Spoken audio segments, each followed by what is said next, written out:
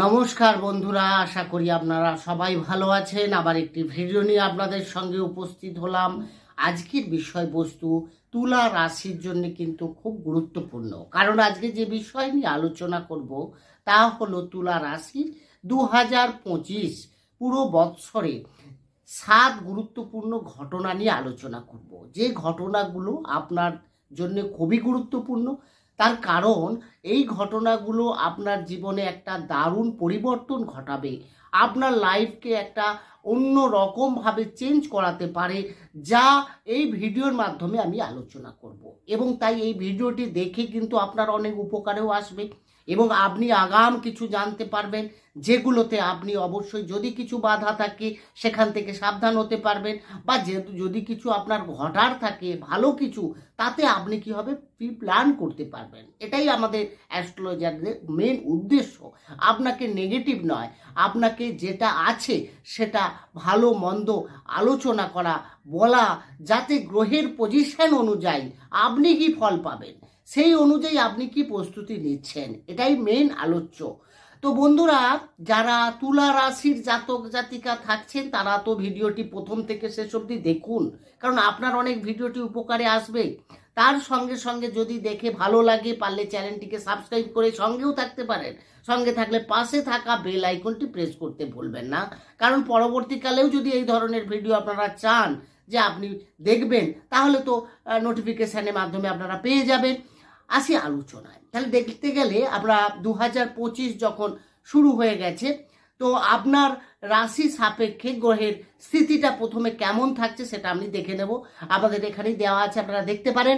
অর্থাৎ আপনার রাশির দ্বাদশে কেতু থাকছে, আপনার রাশির দ্বিতীয়ভাবে বুধ, তৃতীয় রবি, চতুর্থে শুক্র, পঞ্চমে থাকছে শনি, ষষ্ঠে রাহু, অষ্টমে বৃহস্পতি এবং আপনার রাশির দশম ভাবে থাকছে মঙ্গল নিচস্থ হয়ে প্রথম অবস্থায়।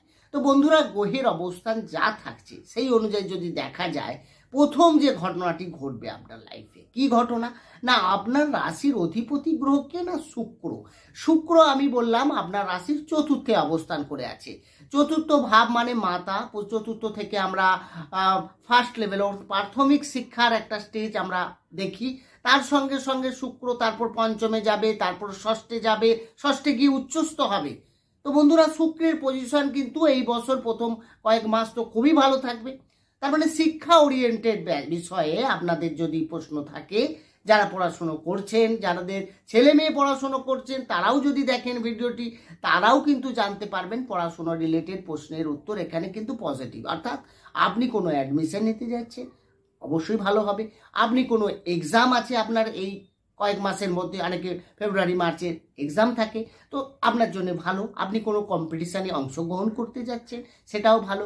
কোনো ভালো স্কুল কলেজে অ্যাডমিশন নেবেন, সেটা ঠিক করবেন কিনা এই সময়, মানে এখানে আপনার শিক্ষা ওরিয়েন্টেড যাই কিছু হোক না কেন, ভালো একটা সম্বন্ধ রয়েছে। তো এই সময়টা আপনারা কাজে লাগাতে পারেন।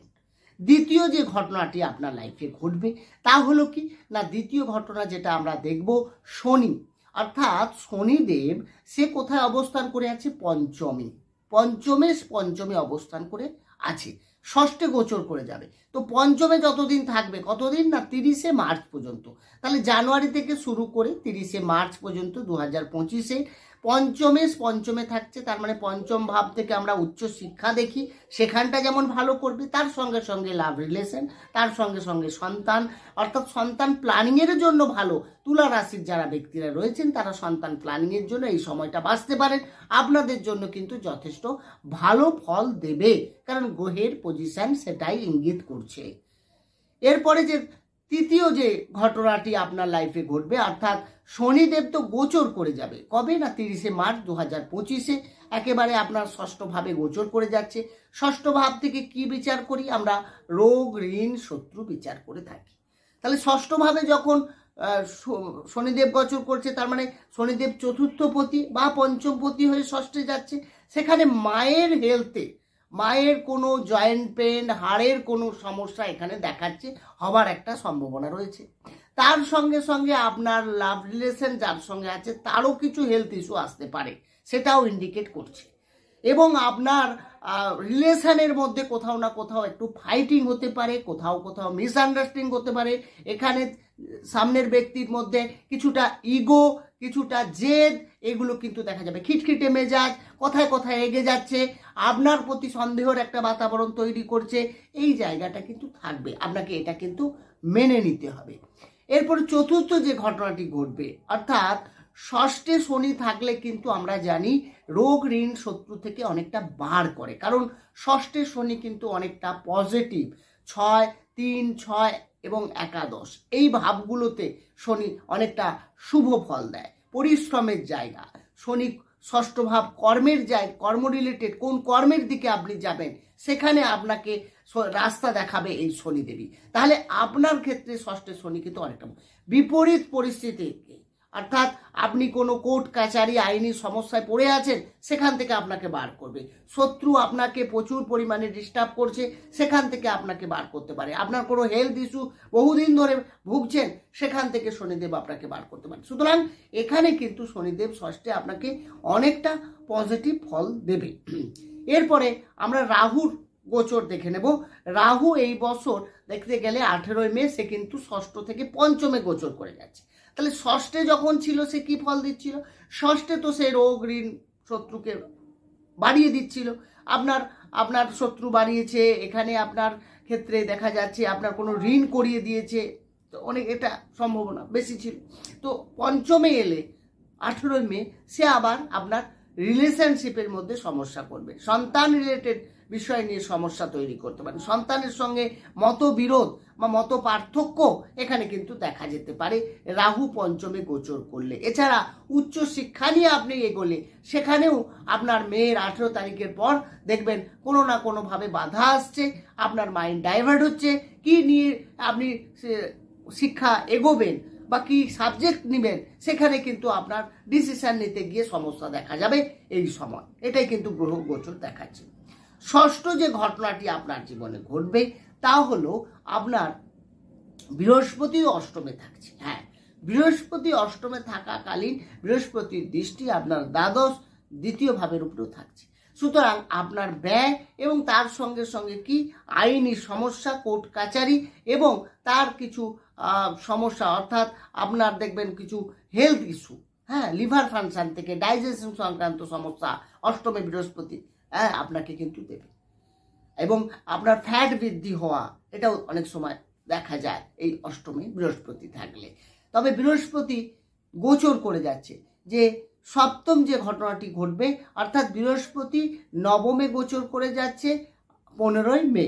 তাহলে 15 মের পর আপনার কিন্তু অনেকটাই বিভিন্ন সমস্যাগুলো দিয়ে যেটা আপনি যাচ্ছিলেন এই মেয়ের পর্যন্ত, তো সেখান থেকে আপনাকে বার করবে, আপনার ভাগ্যের উন্নতি ঘটাবে। আপনার পিতার হেলথকে যদি ডিস্টার্ব থাকে সেখানে ঠিক করার চেষ্টা করবে। তার সঙ্গে সঙ্গে পিতার সঙ্গে রিলেশনের ক্ষেত্রেও খুব একটা ভালো ফল দিতে চলেছে। এর সঙ্গে আপনার কোনো প্রপার্টি ডিলিং করতে পারেন, এই সময় কোনো মিটিং অ্যাটেন্ড করতে পারেন, কোনো মাঙ্গলিক কাজ বাড়িতে করতে পারেন, এই জায়গায় কিন্তু খুব ভালো দেখাচ্ছে। অর্থাৎ ভাগ্য আপনার সাপোর্ট দেবে, ভাগ্য আপনার সাথে থাকবে। আপনি যে কোনো শুভ কাজ, যে কোনো মাঙ্গলিক কাজ এই সময় নিতেই পারেন। এক্ষেত্রে কিন্তু আপনাকে যথেষ্ট ভালো ফল দেবে। বন্ধুরা, এই আলোচনা তো রাশিভিত্তিক আলোচনা। যদি কারো জন্মকুণ্ডলী বিচার করতে চান, ডেসক্রিপশনে নম্বর আছে, সেখানে গিয়ে আপনারা যোগাযোগ করতে পারেন। আমি চেষ্টা করব আপনার প্রশ্নের উত্তর দিতে। এছাড়া আপনারা কমেন্টস করুন কোনো রিলেটেড ভিডিও বা কী ধরনের ভিডিও আপনারা চাইছেন, ভিডিওটি কেমন লাগছে, কি ভিডিও করলে আপনাদের উপকারে আসবে, আপনাদের কাজে লাগবে, আপনি সে বিষয়ে জানতে পারলে আপনার অনেক ভালো লাগবে বা আপনার উপকার হবে। বন্ধুরা, এই ছিল আজকের আলোচনা। কেমন লাগলো আলোচনাটি কমেন্ট বক্সে জানাবেন। ভালো থাকুন, সুস্থ থাকুন, দেখা হবে অন্য একটি ভিডিও নিয়ে। নমস্কার।